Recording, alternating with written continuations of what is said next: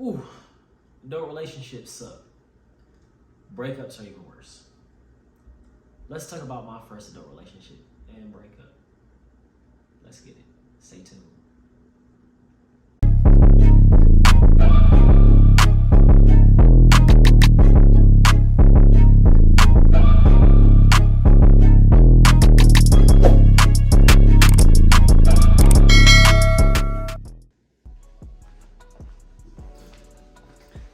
So what's good, y'all, my YouTube family? First and foremost, y'all like, comment, and subscribe. If y'all have any comments after this, comment them, drop them down below. But yeah, man, let's talk about it. My first adult breakup, man. It was my first adult relationship, obviously, too. I guess I can kind of jump straight to it. I was in a 2-year relationship with a beautiful young lady. She was 5 years older than me.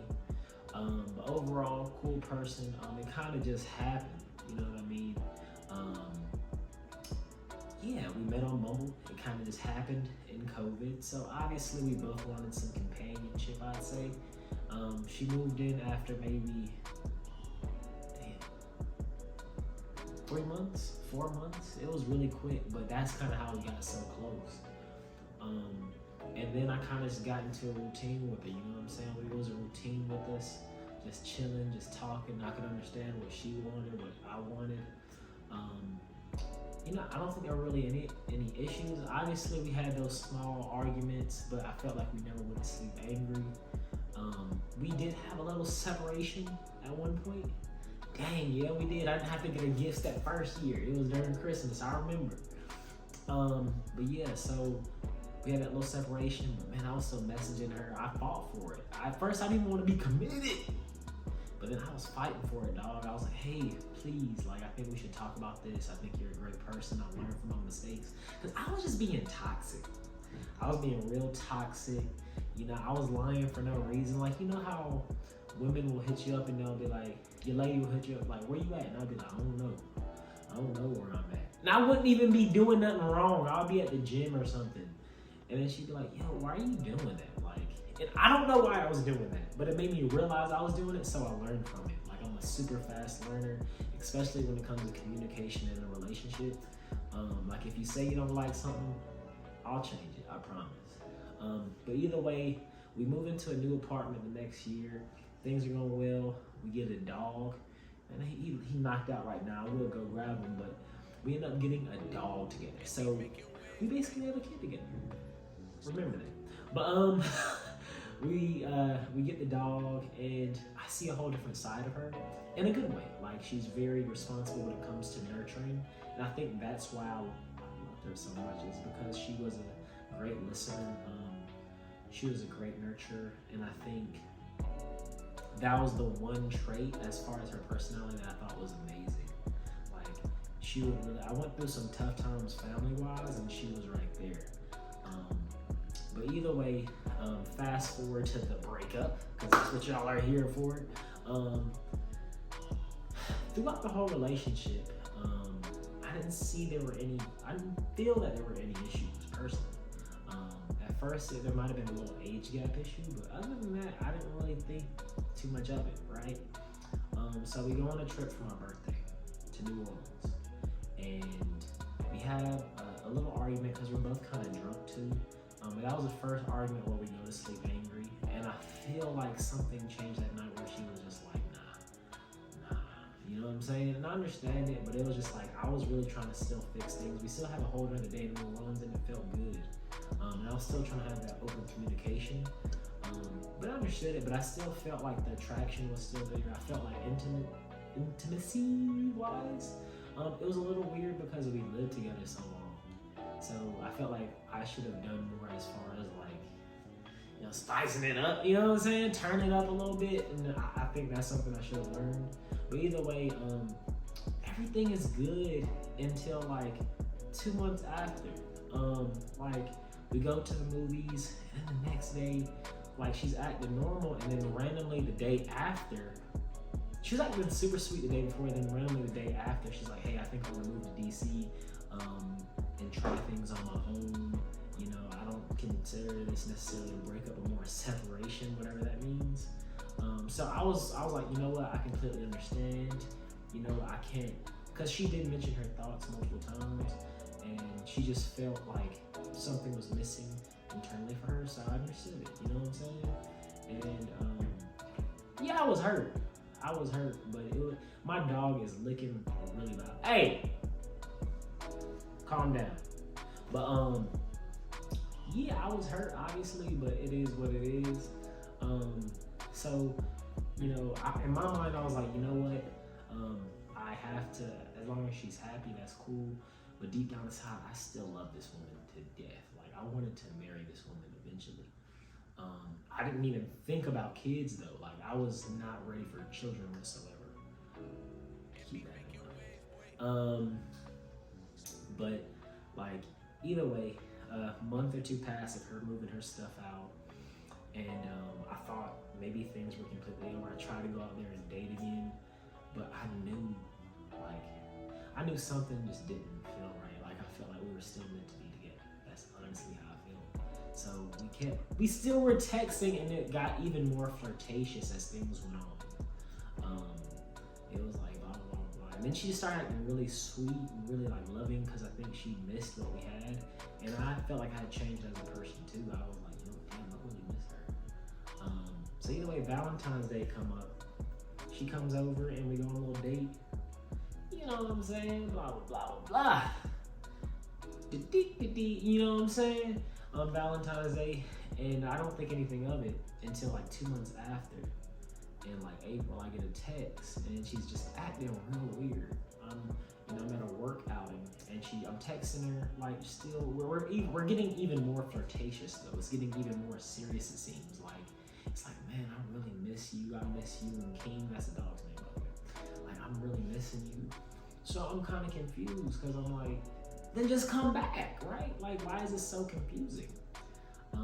So she says, man, so I get the text. I'm like, you can just tell me, I promise you I won't fold. Like, I'm very loyal. I'm a Libra.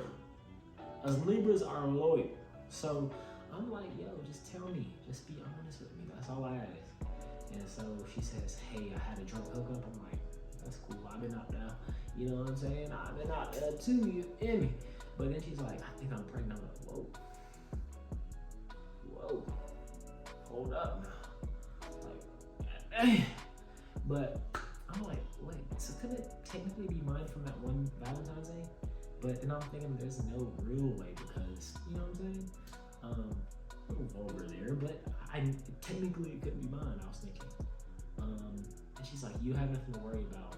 But I'm still thinking like, well, damn, that kind of, like, I was truly wanting to marry this woman, like, legit marry her. And I had the ring ready to purchase. Like, I was really starting to look at rings. So I was so confused. And so I just go ghost for like 2 weeks from everybody, bro. I was so hurt because I felt like a little bit of the loyalty had been like cut in half because I clearly asked her, like, when we would talk about stuff, we were super open and chill. I was like, yeah, I'm going on dates, but I'm not doing, you know what I'm saying? This is who I've gone on a date with. I was very blunt, very open, and she would say, I'm not dating, I'm not doing nothing. I've tried to talk to somebody, but it didn't work. Or something like that, she said. Remember that. And so 2 weeks after, I message her, and I'm like, yo, what's up? And we start texting. Things still feel good, bro. Like, everything just clicks every time. And then her mom is on some like psychic, that's a Raven type joint. You know what I'm saying? She's always been like that though, like real that's so Ravenish, like psychic, religious type of vibes. But she's cool. And she's like, yeah, I think you guys need to get a prenatal paternity test. I have a feeling it's draining. I'm like, you know what? If it's mine, I'm excited. No, but I think more so is because I can keep her in my life, which is. Yeah. But then I was also like low-key excited to be a father too. So we do the prenatal paternity test. I'm like anxious, I'm nervous, we're still texting. Next week she's like, hey, there's something to tell you. I'm like, what? It came out that I was the father. I'm like, what? But then I start doing research. I tell my family, like, hey, listen, I don't know this. They're all excited, super excited. But then I do more research on Reddit that night, and I'm like, damn, something just don't add up. So I ended up paying for another, like the more accurate prenatal paternity test. The one that you can get, like a prenatal paternity test is a paternity test you can get while somebody's still pregnant. After a certain amount of time, you can get it. And so I paid $1,600 for the more accurate one. So there's like, what is it, Labor Day? So Labor Day comes up, so like I'm just so anxious because you have to wait all these days. And even when I seen her to like get the test done, you have to do it in the same room or something like that. I was like, damn, that's still my woman, bro. Like that's just how I feel. Like I feel like this is still my woman. Like, I don't know, that's just how I felt. And so we get the prenatal paternity test. It comes back on like a Wednesday. I remember literally sitting on the toilet, bro, looking at TikToks. I get the email. It says 0.000% you are not. Like, or something like that. And I was just like, my heart dropped. A piece of me was excited because it's like, I'm a young man. I don't have to worry about being a father or something like that, which is the true positive. I'm 25, about to be 26. But I was still ridiculously hurt because I know that like her and I's relationship is gonna be in a weird place. I know that, and then it gets a little bit deeper too, because let's rewind. Remember how I said like, she said she wasn't really talking to anybody? So that drunk hookup was actually a guy she was talking to. So I was like ridiculously hurt because I was like, you just lied to me. Why did you do that? Like, and then it kind of all made sense. Like it all started to click because when she would come over, like she'd be like, yeah, I don't really feel like seeing them. Like she'd do little things like that, but she just wanted to take a shower because she's a flight attendant, so she would come over, take a shower and stuff from her trips and stuff. But she didn't actually want to spend the night, and she was like this. So the whole time she was doing all that, so she technically didn't cheat. I'm like, why? So you really use me or something? Like, why did you do that? Like, I don't know. I just felt super disrespected because I opened up so much to her. Like I opened up ridiculously. I've never opened up to somebody who isn't my family like that before. So I felt really disrespected that she couldn't open up to me. And also felt like, what could another man provide to you that I personally couldn't? That's personally how I feel. That's just me. And also it's, I don't want to be possessive about it, but I felt like that's my woman, you know what I'm saying? Like, how could you do that? Like, I felt like I was yours, you were mine still, and that's how we were texting. So that's why I was really, really confused. In my mind, I was like, she's not messing with anybody because that's what she was saying. And so, I don't know, I was just really blindsided by everything. That's why I think it hurt so bad. It's not that she was just dating somebody else, it was that I had the whole perception that she isn't messing with anybody and that we'll eventually get together in a week or two. You know what I'm saying? And I can go ahead and propose. Yeah. So either way, we keep trying it. Like, we're not trying it. I know she's pregnant with another man's child. She's telling me how garbage the guy is, and then she comes over and chills. If you don't, we're just chilling. You know what I'm saying? Nothing freaky deaky, nothing like that. I wasn't trying to because she has a kid too. As a child in the stomach, but I don't know. That was kind of weird to me. But even every time it still feels good. Like I'm still like, yo, like this is still like I still love this woman, and I feel like she feels the same way. And so she's telling me all these things about how garbage he is. And then one time she comes over. I didn't know who the guy was. She's like, he doesn't have an Instagram, doesn't have a Facebook. I'm like, why are you lying to me? Like, you're lying again. Or something like that, she was saying. And then, like, I see a text from a name, and I just started going, I went on Facebook or Instagram, and I found the guy. And I'm like, oh, this dude is ugly. Like, what did you possibly see in him that you felt the need to, like, mess up what we had to do that? That's, like, I asked, like, personality-wise, too, she had mentioned how garbage he was, so I was so confused. Like, we laughed, we had good dates. I was so confused why she decided to do that. I don't know. I felt like, was it me? I just really didn't know, and I still don't know, to be honest. Like, I still don't know what she could possibly see in him. And then I think I went to like a dark place. I don't know. It was a bit manipulative, and it was wrong for me to think. I was like, why are you stuck at so texting him? And I was like, well, deep down, so that's a child's father, right? Like, You know what I'm saying? I was still in a weird place, and I think deep down inside, she still loved me, and she probably still does love me. But it was just a weird thing where it was like, I don't know. I was still trying to date during this time, but my mind was not clear. My mind was not clear. So when I saw her that last time and the name popped up, I was in my mind, I was like, I completely let it go. I was like, it is what it is at this point. That version of you is different. This version of me is different. I feel like I'm much better now. Taking care of my skin, losing weight, getting stronger, and all of that. But either way, I just felt a little disrespected because I was like, now is the time where you have to be loyal. You got to show me where your loyalty stands because I've always been loyal to you. So I think I go on like a rant. I stopped texting her for like a week or two, then I go on a rant for one day. I'm a ranter.